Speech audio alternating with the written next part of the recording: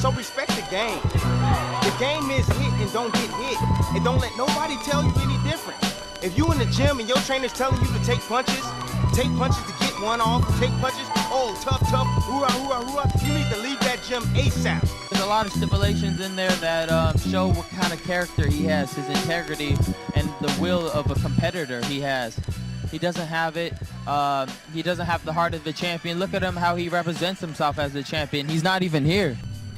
All right, in this video, we're going to tackle a subject that a lot of people have been going back and forth over.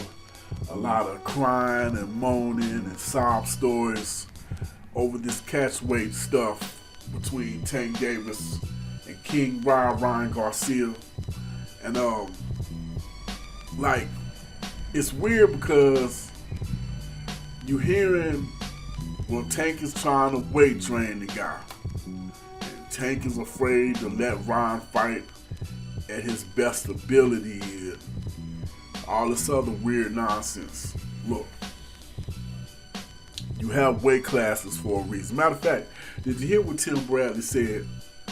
You know, it's, even though this sport is barbaric, you wanted to have some type of regulation to it where people not getting killed. And at the end of the day, you have guys that fight at certain weight classes who could easily go to the next weight class and the next weight class and the next weight class. That's why you have some guys that are capable to fight in multiple weight classes because their frame will allow it. Lanky guys, skinny lanky guys like a Ryan Garcia, like, don't get it twisted. It wouldn't be much for Ryan Garcia to be at 154 one day. That could happen. It wouldn't even be far-fetched for Ryan Garcia to fight at middleweight one day. And you say, fight doctor, dude, you tripping, man. You full of it. Ain't nowhere in the world Ryan Garcia one day will be fighting 160. Well, think about this. Think about when Ryan and Canelo was beefing, which they kind of fell back from that. But think about when they were beefing. What did Oscar De La Hoya say? He said he could see Ryan Garcia fighting Canelo Alvarez one day. Now Canelo fighting at 168, 175, but it could be possible that Ryan could come back, can come up, and Canelo could come back down to 160. I don't see him coming down to no 154, but 160 I think is probably bare minimum as to how low Canelo would go to fight anybody, whether that would be Errol Spence or whoever. So, if, let's say, I don't know, 5 years from now, 7 years from now, if Canelo is still active, yeah, maybe him and Ryan could meet around 160 or some catch weight between 160 and 168. And that's coming from Oscar De La Hoya's mouth. Now, with all that being said, think about this. Ryan Garcia got to look himself in the mirror and decide, hey, man, did I put myself in a trick bag by saying I'll take exactly whatever it is he offered? Now mind you, that rehydration clause was put there because Ryan is a bigger guy. Matter of fact, let's let Tank say why the rehydration clause was put there. He's a bigger fighter and he's only growing. Why would I fight somebody that's already, you see how he was coming from like 170s, 180. Why would I try to, not have a rehydration clause in that so he could go back up to 150, 160 around the time we fight? No, I'm not dumb. I wanted to be at 35. That's our weight class, 135. He the one that said he wanted to throw it at a catch weight. Try to throw it at 37, 38. We don't fight at 38. We fight at 35. Why would I fight him at 140? He's bigger than me. That don't make no sense. You fought once at 140. Were you not comfortable at that weight class? I fight at 135. That's my weight class, and that's what it supposed to be at. They wasn't going to take the fight if it wasn't at 135. 136 or a catch weight. Now, let's think about this. Let's put something in perspective. Let's go back. I said about 2 years ago, when they were negotiating for Ryan Garcia and Tank Davis to fight. And see, now that's another myth that keep getting thrown out there, that Ryan was the only guy trying to make this fight. Well, Mayweather and Ellaby sent Golden Boy a fight offer back in like 2020 or 21. If I'm not mistaken, it was before Ryan Garcia had this little breakdown and stuff. Matter of fact, I can tell you exactly when it was if you can remember this. They were in heavy negotiations, Mayweather and Golden Boy, and next thing you know, you started hearing Ryan Garcia coming out talking about he was going to fight Manny Pacquiao. And at first everybody, oh, okay, that's cute, they going to fight an exhibition. Because remember, Ryan's at 135 and Manny is at 147 and has fought as high as 154. So we're thinking catch weight, exhibition, whatever, you know. And Ryan comes out like, nah, ain't no exhibition. This is a real fight. I'm fighting Manny Pacquiao. Forget Tank. I can fight Tank later. I'm going to fight Manny Pacquiao. Remember that? And he was adamant about it. And not only was he saying they were going to fight, they were going to fight at 147. What did he say? I can make 147 right now. Uh-oh. So he is a bigger guy. Tank isn't making that up when he says that. That ain't no excuse. Ryan Garcia literally is what, 5'10"? The boy can fight at welterweight right now if he wanted to. He has the frame for it. It can happen. So now we know how that played out.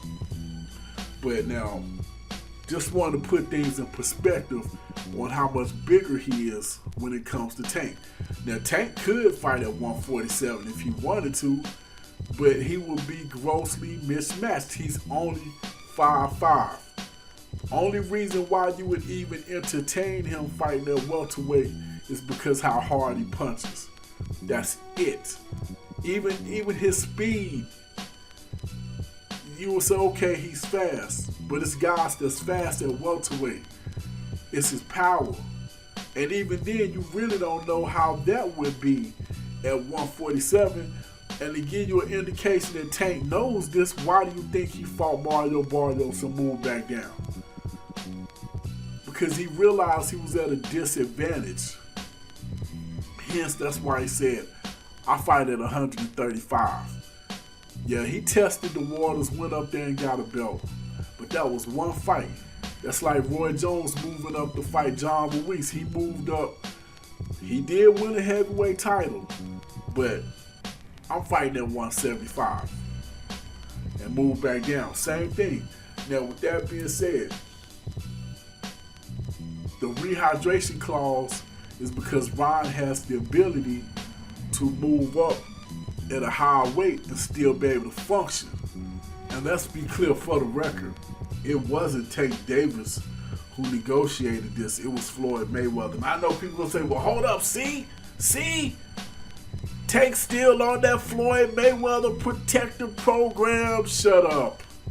You sound silly. Floyd Mayweather is doing this because he knows it happened to him. It happened against Canelo, it happened against De La Hoya, and it happened against Marcus Maidana, and probably others as well, where they came into the ring 15, 12 pounds heavier. I think Maidana almost 20 pounds. Well, Canelo, I mean, it almost looked obvious. He was definitely not in the same weight class as Floyd Mayweather the other night of that fight. But if I'm not mistaken, and you can do the research, I mean, this is almost common knowledge, that you had like somewhere between a 10 and 20 pound difference. I'm not saying 20 on the dot. I'm saying somewhere between a 10 and 20 pound advantage going into the ring when he fought Maidana, De La Hoya, and also Canelo Alvarez. So that was a strategy that people tried to use against Floyd, where they would come in the ring significantly bigger. Well, he's going to try to protect his fighter. And when I say protect, I don't mean like give him a disadvantage. I mean, give him an advantage, but make it a clean or even playing field. That's the reason why you have this rehydration clause of what is it, 146 or 148, whatever it is. I think it's a 10 pound, 10 pounds, so it would be 146. So that explains that. Now let's dip back to what he said about the 136, the catch weight, supposedly a catch weight, and people are doing a lot of crying about that. Well, further I'm saying, well, Tank put 2 clauses on. No, he didn't. Ryan put that on himself. Don't believe me? Let's hear it. I mean, yeah, this was agreed to long before the contract was signed. Like, this was already discussed way before we signed the contract. And it really has nothing to do with if I can make 135. I know I can make 135. I'm on track to make 135 right now. You know, I'm 6 pounds away, 7 pounds away. So it's like, it's really nothing. But this is smart. You know, it's not a title fight. You know what I mean? We're just coming back and we're going to make 139. What's the difference between 4 pounds? Now that's Ryan Garcia talking about fighting at a catch weight previously to his fight with Tank Davis. So he voluntarily fought at a catch weight 130, I think 139 or something like that. I can't remember the actual weight, but he actually agreed to a catch weight and said it was a good thing. That was something they wanted. He was saying that and I'm not talking about in that interview right there, but what they're saying is 136, even though he can make 135, is nothing. It makes it easier for him. The last couple days is the hardest to try to cut weight. Them last couple pounds is the hardest thing to cut. That makes it easier for him. 136 don't benefit Tank. Tank, what did he say? I fight at one. I mean, don't get me wrong, it'll benefit him as much as it will Ryan, because those last couple pounds, it won't be as hard to make weight. But if you guys haven't realized, look around. Those fat Tank days are gone.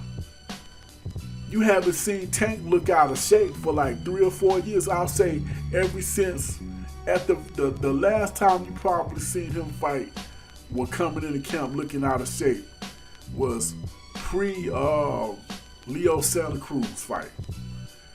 Because we know for a fact, after that, you ain't, well, I mean, I don't know, maybe you guys don't spend as much time looking at some of these training videos as I do, but go to his YouTube, go to his IG, and go look at his training videos for the last couple fights. The dude been in shape. Matter of fact, he hasn't left the gym since Devin Haney was being trained by Floyd Mayweather. When Floyd tried to get him to come out to Vegas, and he said no, and Floyd started training Rolly Romero and Devin Haney, Tank Davis lost his mind, but he got his butt out to Vegas, and he's been out there basically ever since. He's held camp every year in Vegas, or every fight in Vegas except for that last one, if I'm not mistaken. Since then, the one that he had, the last fight against Hector Garcia, was in Miami. But the other fights between that, the Mario Barrios and all that stuff, if my memory is correct, he held all of those in at Mayweather's gym in Vegas, and he's doing this fight also in Mayweather's gym in Vegas. I don't know why this thing keep going off. I actually got the volume turned down. But anyway, so all this noise about a catch weight, and I can even play you audio where Ryan Garcia says he walk around 148. So if that's the case, then, or 140, around 148. So as a matter of fact, let's just play it so you can hear it. Then that'll kill the noise about him being at a disadvantage. What disadvantage are you at 148 or having to catch a rehydration clause of 146 or 148 if you walk around that weight? But let's hear him say it. In the face? The weight cuts. What you fight at? 35. And what you walk around? 150, 152. 15. Yeah. That's a lot of weight. He said his walk around weight at the most is 152, right? So, and that's walk around. That's not in camp. That's not trying to get ready for a fight weight. So that means when he rehydrates, it'll be less than what his walk around weight would be. Because if that was the case, he would be semi out of shape. You see what I'm saying? Like even with Floyd Mayweather, Floyd walked around welterweight, right? But after he trained, come fight night, he would weigh a little less a lot of times. Floyd, that's amazing, man. Dude stayed in shape. He would come in sometimes a little less than a welterweight limit, depending on how much he actually, put back far as water. But Floyd never came in the ring 10 pounds over what he weighed in at the weight. At best, it might be 2 or 3 pounds, and in some cases, he actually lost weight after stepping on the scale. So all of this mess is really ridiculous. May the best man win. Like, don't get me wrong. At this point, Ron is saying almost whatever or anything to piss Tank out. It's mind game time. The same way Tank is saying stuff to try like, oh, look at your pants. It's mind game time. It's trying to get up under each other's skin. He wants Tank to feel like, hey man, you coming with built-in advantages because you know you can't beat me. It's trying to get under skin. But the reality of it is, Floyd Mayweather came up with some of these caveats and whatnot. And it ain't no big deal. Oscar used to do it. When you the man, that's what you do. You dictate everything. And when I say everything, I mean everything from the ring size. How much cushion is in the or padding is in the mat. How tight the ring ropes are. What kind of gloves your opponent can use if you choose to do so. Who comes out first? Who comes out last? All kinds of stuff can be dictated, and believe it or not, the stuff that I named for the most part all can play its part. For example, let's say you have an opponent that like to move around a lot. Well, if you have the ring padded real thick, it's harder for that actually works against their legs. If you make it like this is what Vladimir Klitschko tried to do to Tyson Fury. He made it so Fury, Fury figured it out and they threatened to pull out of the fight, so it never really happened that way.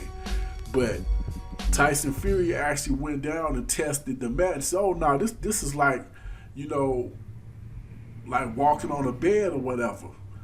The more you try to, bounce around on it, it affects your legs. It would have tired him out. In other words, he wouldn't have been able to stay on his feet and be mobile the whole fight. Eventually, Vladimir would have been able to catch up to him because it would have slowed him down. He would have tired out.